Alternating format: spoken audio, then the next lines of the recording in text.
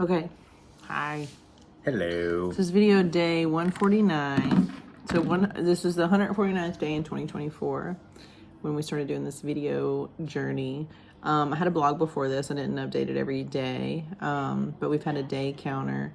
So we're to the 791st day of our adoption, I believe. And we've been in Liberia for 105 days now. Sweet. Triple digits. Video's coming in a little later tonight because my oldest daughter is of African descent, and she really likes to have these yarn extensions, and I got her some different color yarn, and then she wants her hair to be long so she can put it in a ponytail. And so this is a project that we kind of do in stages because she really can't sit for longer than 2 hours, and it's a 9-hour do.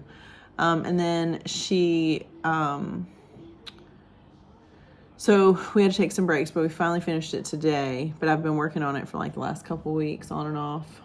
I'm glad it's finished. It's weird because the kids were like, how long have you been back from America? Because I went home for a week and came back. And it's really only been 3 weeks. It seems like longer. My kidney stone, yeah, I came back May 2nd. Today's the 28th.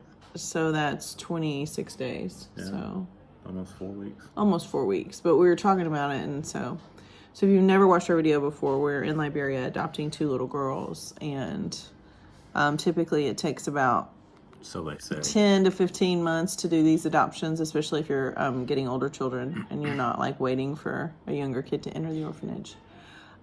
We got some, and so in February we just decided to come and visit them and see if we could help with the progress. Just at least tell them we were coming, because I mean, we had never met them in person. Only like mail correspondence is really the only possibility. Where their orphanage is, it has just terrible, like, internet connection is non-existent. Cell phone connections, abysmal.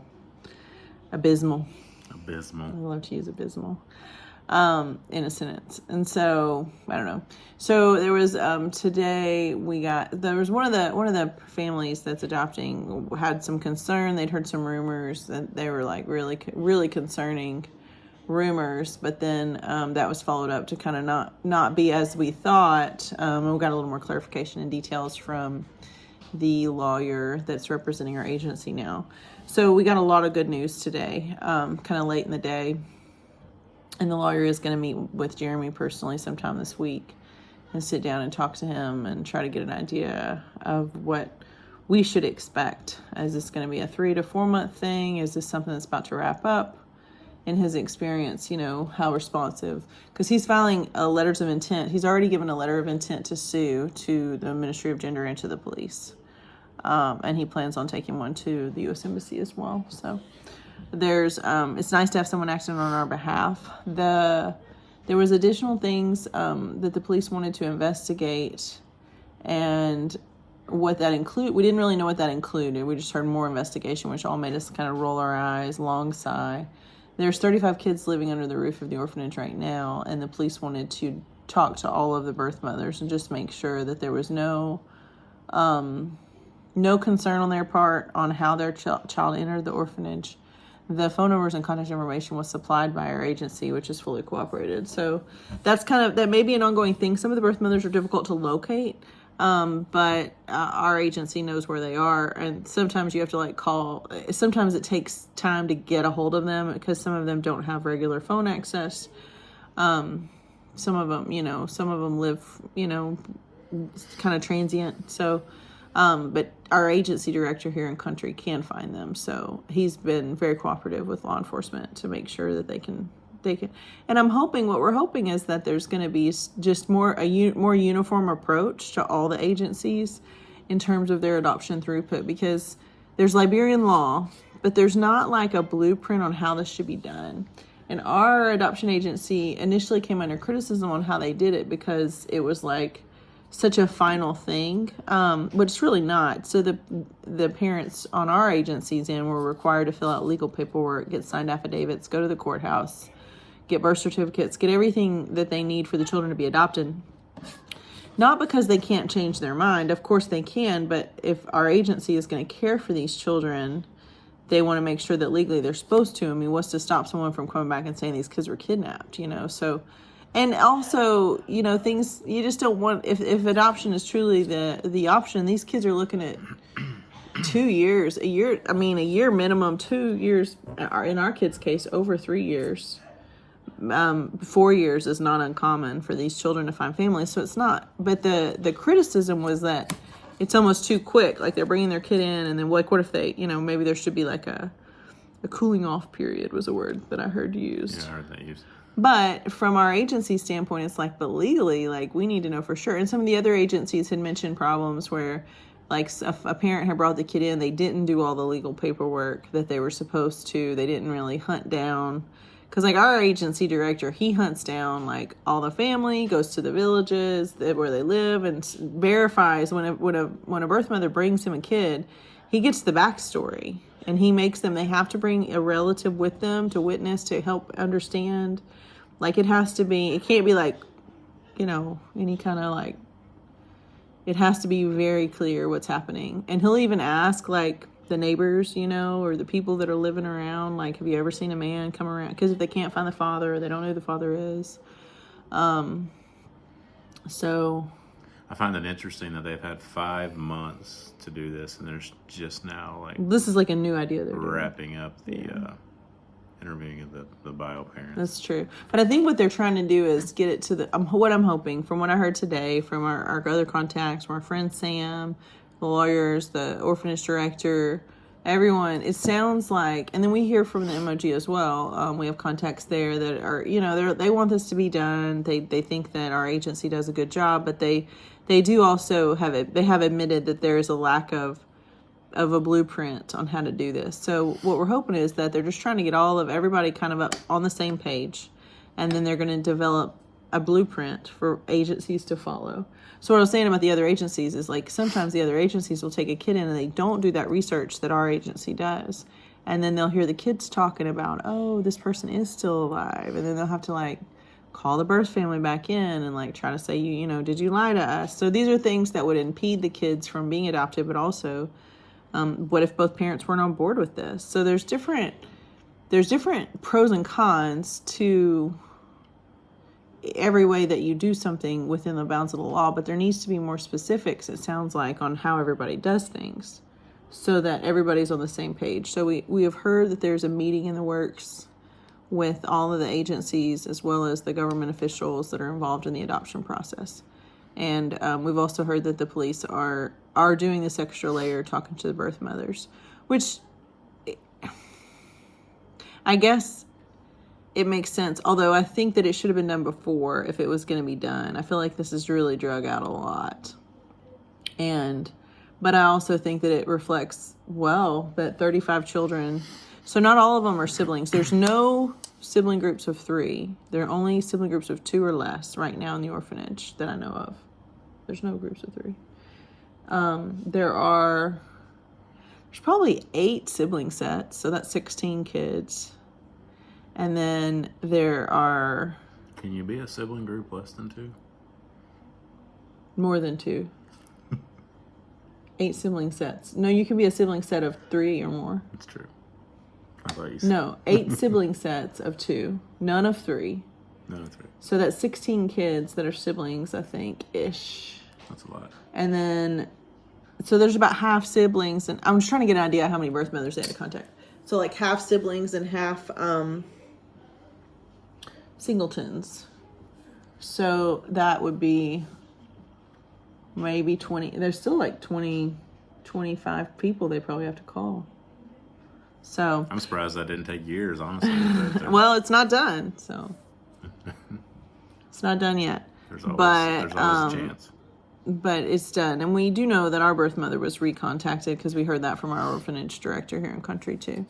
So we know that the good news is that there does seem to be leadership within Liberia. Our lawyer, and the new lawyer, is very helpful. The lawyer that the Bruces have hired, that has represented a couple of families, I think the Hadleys as well, is passionate about this adoption process moving forward as well. So it's just nice to have people that are in litigation that also have a passion for these kids to to find their families. So it's nice that the MOG is calling for a meeting. Hopefully that'll be productive. Hopefully it won't get rescheduled. And we have heard that the minister proper, which is usually the head lady unless she's out of the country, and then someone else kind of sits in for her, is going to... I imagine she should be leading that meeting. She'll be, yeah, well... And, and the lawyer met with the MOG lawyer. MOG attorney, yeah. So the attorney representing our agency met with the Ministry of Gender attorney today, sat down, had a sit down FaceTime. And meaningful was the word Sam used to describe it, a meaningful meeting. So these are all good things. We're still, we got another anonymous donation to our agency to cover part of our pre-adoptive care expenses. So we appreciate that. Yeah, thank you. Thank you, Anonymous people that reach out to us, and our agency told us we had an anonymous donor, so that's good. The anonymous donations mean a lot to us, and the textile donations. I know my friend Lindsay and my friend Allison are like, so my friend Lindsay that I did like church camp with, and then my friend Allison that went to Donaldson Church of Christ with us, they're like teaming up now to get textiles. Lindsay's actually in Fort Myers on vacation right now. Really? Yeah, so close. So close. Yet so far. So our kids, my 8-year-old today for her language arts, I was checking her work for homeschooling. And did you see what she wrote? Mm-mm. So it was like this language arts, like write an essay. And it was like, we shouldn't just get it. It was like, write about somewhere you'd like to go. And she said, I would like to go home. When I get there, I will kiss the floor, and I don't care if everyone laughs. I want to hug my dog, Zeke. And I want to, and I've forgotten some of the names of some of my toys. And I'm never going to leave ever. I'm going to stay there forever. Because it was like, the essay was supposed to be like, where would you like to go and how long would you like to stay and why? And she was like, I will stay forever. And I think that's fair. She wasn't like crying when she was talking about it. She talked about wanting to go eat at Sylvia's Ice Cream, which is down the street from our house, and wanting to show her new sisters, wanting to show them around town, you know. That sounds amazing. She wants to go to the beach too. She would leave to go to the beach because we don't live at the beach, but it was just cute. Because like in context, I'm like, I just want to go home. Like she sounds like some kid that's been kidnapped almost. I just want to go home. But yeah. Yes. My kidney stone is still there a little bit, but it doesn't seem full force. I had some intermittent discomfort today that really scared me more than anything else because I was like, I can't do that again. Here, I gotta go home. Not again. I gotta go where the good drugs are. But I feel okay still. We had a productive day. Accomplished my thing I wanted to accomplish. I want to show you guys the snail. Nice. I finished the snail. It's a little bit bigger than I thought it would be, but I followed the directions. This is Sally the snail. And now I brought tons of yarn back with me, but I'm starting to run low again. So we'll see what happens with that. Excuse me. But I don't know what I'm going to make next. Maybe a whale. Hard to say, but this is Sally. Get her done. So I made her in just a couple of days, right? Yeah, you did good. You're getting faster. Knocking it out. Jeremy probably wants me to wash more dishes, but... I mean, would you? Cook some dinner? It's hard to wash dishes. Oh, no, we don't want me to cook. It's hard to wash dishes because you can only wash like 4 or 5 pieces at a time. I have washed some. And then you have to like move it over. So... Cool. Oh, is that him getting back to Jeremy's nailing down times to meet with the... So if you're one of the families that we talk to on a regular basis, and I'm talking to you, if you want to make a list of things you would like to know from the Liberian lawyer representing Small World, or any of you guys, just so we can get everybody's questions answered. Everybody just wants to know how long. That's what I want to know. Just a range. And he probably can't really give us a range, but just a range. That'd be nice. So, is he saying tomorrow? We can call Emmanuel. 4 o'clock, yeah. For a ride. I need a ride, bro. I need you to take me on a walkabout. Carry me. Carry me. Yes. I didn't get an answer on waiting a long time versus wait small. I don't think there is. It's not like wait long. Yeah. Which would make sense. So last night's video was really long. We had a lot to say last night. And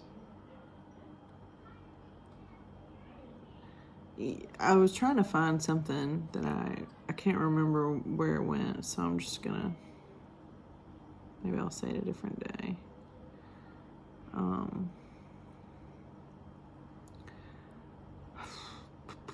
But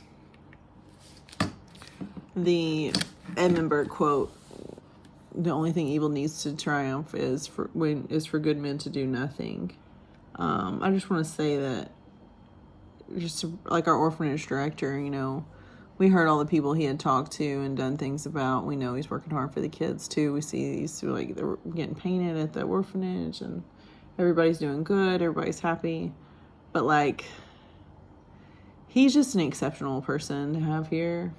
Like, Albert, he works hard and he's been under attack most. And I think one of the reasons that he has been targeted in this whole thing is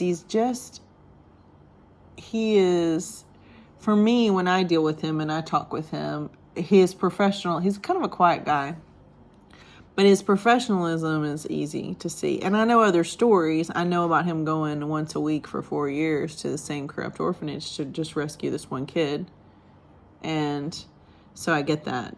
Like, I respect that in him, like the consistency, the patience, the strength to just stay the course no matter what and not give up. Because in that case, my dear friend Evan was adopting that little girl. In that case, we knew it was going to take years. We just needed somebody that would try. When we found out about her, Liberia was not close to adoptions, but not really doing adoptions. They really didn't have agencies here going, maybe one every now and then, but it wasn't a presence. And the reasons that she got connected with this child was that she thought she was available for adoption, and it turned out that the orphanage where this child was residing, not the orphanage that we're working with, but a different orphanage, was kind of saying they were going to do an adoption, but really just taking money and not proceeding with the adoption. So there was a lot of corruption there. Surprise, surprise. But that's what led us to this program. And that man's bad decisions, that orphanage director's bad decisions, is what helped create Small World Children's Home here in Liberia. And so, but it was the orphanage director's patience with that situation of, as an advocate, as a representative for my dear friend Devin, he just kept showing up, kept showing up, kept showing up, kept showing up. And that little girl, who's now a teenager, she remembers that. And she wrote a very articulate letter for me to take to him before we came, and I gave it to him, and he read it. He cried when he read it. He didn't read it in front of me at first, but he cried later, teared up, telling me about it a little bit, which is just like a tiny little glistening emotion. It wasn't any big production. He read it to the caregivers. He read it to a lot of people, and it meant a lot. But that kind of person, that consistency, that professional, this is the stuff that because a part of you is going to be like, well, of course he didn't give up, because who would give up on a kid? But people do. People give up a lot here. People give up on things. They close doors. They don't hurry. They don't see the urgency. They don't understand that kids are dying of starvation. And so the kids that are adopted, like, pushing them through at an appropriate timeline would help other kids survive. They don't see that big picture. He does, but they don't. They're just very short-sighted, beyond, am I going to eat today? And that is, over half the population lives well below the poverty level in Liberia. So we'll give him a little bit of a pass for that. But he is, for America, he would fit in good as a good businessman, as a professional, someone with integrity, someone that does what they say they're going to do. You know, he's a consistent guy. Here, he's an outlier, wouldn't you say? He is, but I think back with his story when he got started, like taking a motorcycle to these places and meeting mothers and stuff. Now, I mean, they have a nice SUV for the small world. It's grown. But I mean, back in the day, he was doing his thing on a motorcycle. Mm-hmm. I mean, he really trying cares. to help kids, yeah, especially the ones that were really, really starving. So I mean, I think about like riding a motorcycle here is scary, by the way. Our own grief. I think about that, but then like he's been under attack this whole time, and he's been falsely accused of things, and he wants to free his name and set it right, and it makes me mad for him, Yeah. And like, we'll see little spiritual attacks all day. Like, we got a weird email today that Jeremy and I are both like, wah, wah, that hurts us a little. Wah, wah. And then we got like news from another adoptive parent of like this like kind of hearsay information from maybe someone at the MOG, and it was kind of like, well, maybe everything's going to just fall apart.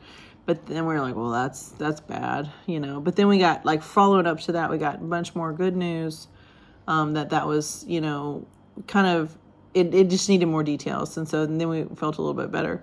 But every time we look at the date and every time we sit down to these videos and I change all the dates, it's defeating for us to see those days change. And everybody's clinging to any information they can get. And our American-born kids they're really frustrated too. But they're too bonded to their sisters. Like, I don't think that they keep asking me, like, what are the chances that we'll have to leave them here? Because they know it's always a possibility. And I don't really know what to tell them. I don't want to leave. But, we still don't have our house rented. We're dealing with the homeowners association fund there. Yeah, back on that today. Yeah, they may not have gotten back to her. But, we're just hoping, like, what if this all just gets better? So, ideally, what we need to happen is we need for the meeting that takes place next week. Late next week. That meeting needs to, number one, take place as scheduled. Number two, the suspension needs to be lifted. Number three, we need to get case history reports signed for our children so that we can have custody of them. And then we'll begin what's known as the real battle, also known as the U.S. Embassy.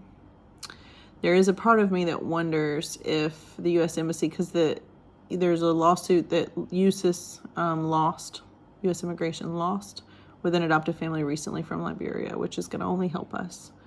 So there's always that part of me that's like, maybe we've always had to wait this long because that battle had to be won, or we would have all been stuck at USIS. And we would have never gone through USIS. Well, we have to get an appointment through them, and they can always say, oh, we'll get you in 2 months. So the U.S. Embassy, if the U.S. Embassy approves us and just does their job as they're supposed to, and gives our children in an expedient manner, I-600 approval so that we can get their travel visas, then we're done. USIS should never be involved in our adoption on the back end, unless we're trying to adopt children that are not true orphans, which we are not. Say expeditiously is how they're supposed to It does say expeditiously in the foreign policy, but it doesn't give a number of days. The manual for how the consulars are supposed to handle adoptive parents says they should handle that expeditiously. Sensitively and expeditiously. We'll see how that goes. To not cause a burden on any unnecessary burden or any extra burden on parents. Boy, they don't hold to that. So, but no, they haven't. But it is possible that we'll breeze through that. It is possible the one thing that we thought that was going to hold us the longest will not hold us at all, because the Kramers got approved in 18 hours. So we'll see. The Davenports got approved in 3 months. I mean, it would be exciting to be to that point. We'll see how that goes, though. Peace out. I think we've had a good day, though. Like, it's ending better than it was in the middle. It's a good family day. But my fingers are tired. I do want to start another project. We had fried chicken thighs. We had chicken thighs, yeah. And French fries. Really healthy. I'm really digging deep there. Yes, and thank you so much to Paige and to Allison and to all my friends that are collecting textiles and are giving donations there. I really appreciate that. Thank you also to Lindsay, who's gonna. It's funny to me because my friend Lindsay, my friend Allison are gonna like team up, and they've never met each other, but like they're gonna really like each other because I'm friends with both of them in different phases of our life, and they both live in Tennessee. Lindsay I knew when I was young, and Allison I knew when I was having my babies, which is definitely a delicate time to need a really good friend like Allison Sanders. But it's nice to see our adoption connect people that I think are really going to just really end up being friends anyway long term, because they're going to really like each other. They have a lot of similarities. So, but it's just good to see. it's really nice to have that encouragement. It is. The time I go watch some murder. Yeah. How to Get Away with Murder. How to Get Away with Murder. I keep talking about our class action lawsuit. Please, I hope no one's feelings are hurt that we watch Netflix. Jeremy used to think that people that watch Netflix were not people. Bad people. No, not at all. Because he doesn't like Netflix. Don't say that. Well, now he's changed. I was mad at Netflix for their decisions of some of their... Sally's judging some you. of their shows they put on there is inappropriate. But Sally's judging you. It would be nice to have What's-Her-Face be our lawyer. Annalise? Annalise. I like that name, actually. Do you have... We've come up with... Can you work in Liberia? We've come up with American names for our Liberian daughters. We haven't told anyone what they are. We haven't told our American kids. You came up with them. It wasn't me. It was you. But they're Jeremy approved, which is right away. Which, if you don't know anything about Jeremy, it really needs to be his idea for him to be on board. Because when it's my idea, it has to be laid out like a menu. The right idea. But it's a seat. Now, one of the names that we really like that we're not going to say here because we haven't talked to any of our kids about it. But one of them I have presented to him with multiple other previous pregnancies, and and he was like, no. But I kind of snuck it back in. Is that what you did? To this one, and he was like, oh, I really like that. And I was like, do you? Aren't you a schemer? And now that he's committed to it and he loves it, I'm like, you remember that I tried to get you like this? And then he said, I've grown as a person. But the other name, that name I'm not moving on at all. But the other one, I'm kind of moving on it because I don't know how if I'm worried it's too long, and I'm worried the nickname, when we shorten it, it won't be something that I love, because our other kids all have shortened names that I love. But this one, I don't know how we can shorten it that I'll love it. I like it the long way. So I don't know. But it doesn't have to start with an L. As most people know, we have L names, but it needs to have an L in it, just so everyone has an L as a prominent consonant. It's exciting to think about, actually. That's what we would be talking about. Like, that would be our energy focus, is just names. How refreshing. Yeah. Well, at first, we're not going to change their names because we like their names the way they are. But all when I figured out since I got here is all the Liberian kids want to know what their American name will be. So one of the little boys, I have teased him. I'm like, what do you want your American name to be? And he's like, I don't know. And I'm like, what about Joe Bob, Billy Bob? And he's like, yeah. Everything I say, he's like, yeah, that sounds good. But he's so animated, his eyebrows are like, yeah, Joe Bob, Billy Bob. But if his parents are going to name him like Joe or Joseph or something, I'm like, it's kind of like I was right, Joe Bob, Billy Bob. It's not the same. They're not going to name him Joe Bob, Billy Bob. Some insider baseball with how these kids respond to everything. It's always fine. I'm fine. I'm fine, even if they're not. How was school? Fine. Fine. How are you doing today? Fine. I'm fine. And Jeremy's like, just be mad about something. Have another opinion. Are you angry? Our oldest Liberian daughter has been kind of angry with us before. Sure, but she'll say fine. She still, one day she just ignored us completely like we were invisible. That was a long time. That was an interesting day. She was mad. She wants to go. It's understandable. I'm mad too. She told us she was mad. Well, I actually talked to one of the nannies about it, and then she burst into tears when she finally got it off her chest what she was upset about. And I was like, oh, well, we're more sad about that too, but that doesn't make it better. But we did. If you have trouble, you can, even when you're in country after your kids are living with you, if you have trouble with the kids or you're like, I don't know what to do, you can call the nannies. They're great. There's 5 of them. There's 2 of them that are a little more outgoing. And I don't think the way that I talk scares them. But all of them are good. And all of them are, like, one of them, if I start having a conversation with her, she's like, let me call Esther. Because Esther's one that really, she's kind of the one she's the leader. And she can bridge the gap. Because I think she can talk to me. It's just she's like nervous, I guess. They're all very, very kind. They love the kids. I have yet to hear any of them. I mean, they don't lose their temper. They're patient. They love the kids.